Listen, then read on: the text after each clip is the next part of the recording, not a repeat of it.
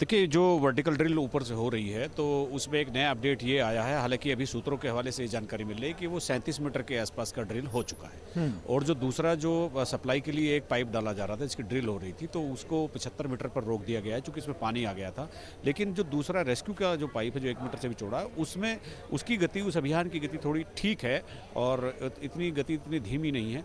उससे अगर ये स्थिति, अगर यही गति रही तो कल शाम तक ये ऑपरेशन जो है अपने गंतव्य तक पहुंच जाएगा। और दूसरा, नीचे से जो हॉरिजेंटल अमेरिकन अगर मशीन कर रही है, उसका जो एक जो मशीन थी जिसको ऑगर फंस गया था, तो ऑगर तो निकल गया, लेकिन जिस चीज़ में वो फंसा था, जहाँ वो हार्ड मेटल था, एक तो उसको काटा जा रहा है और दूसरा हार्ड मेटल से टकराकर आगे की तरफ का तकरीबन 1 मीटर, 1 से सवा मीटर का पाइप मुड़ गया है, उसको भी निकाला जा रहा है। वो मेरे ख्याल से 1-1.5 घंटे का समय रहेगा। उसके बाद फिर वो मैनुअली खुदाई शुरू होगी और खुदाई वाले जो बुलाए गए हैं वो काफ़ी एक्सपर्ट बताए जा रहे हैं और वो इस तरह के काम के पेशेवर हैं और उनके काम में काफ़ी तेज़ी आने की उम्मीद है कि जब वो शुरू करेंगे तो वैसे तो पहले जो शुरुआती दौर के 1-2 घंटे होंगे, उनके काम का आकलन उसी चीज़ से लग जाएगा। लेकिन उनको बताया जा रहा है कि जब वो शुरू करेंगे तो 24 घंटे में वो अपने गंतव्य स्थल तक अपने काम को पहुंचाएंगे, उनका टास्क पूरा हो जाएगा।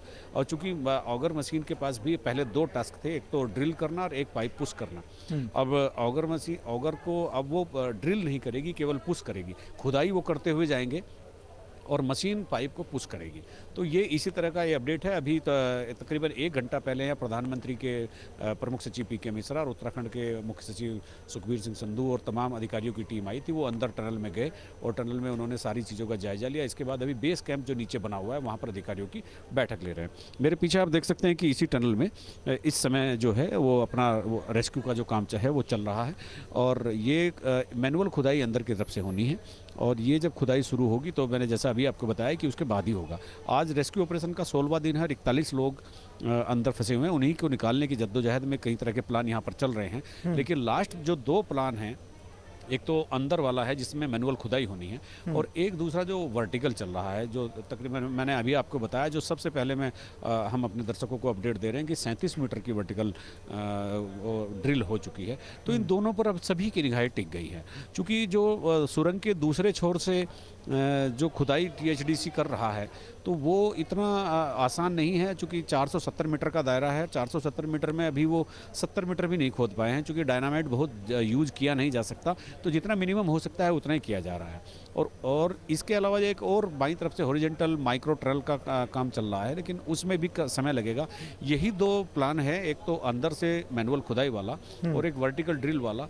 यही सबसे जल्दी होने वाले हैं और सभी का ध्यान इसी पर है और इसी पर पूरी सरकार ने, पूरे सिस्टम ने फोकस कर दिया है। जी अजीत, मैनुअल खुदाई की बात की जाए तो यह ऑप्शन पहले भी था प्रशासन के पास में, लेकिन जब मैनुअली खुदाई की बात आई थी तब मुसीबत ये थी कि जहां जहां पर खुदाई की जा रही थी वहां पर ऊपर से मलबा और आ जा रहा था। तो ऐसे में जो हॉरिजॉन्टल खुदाई की बात की जा रही है, ये चुनौतियां फिर से आएंगी। उसको लेकर क्या कुछ अलग से प्लान बनाया गया है?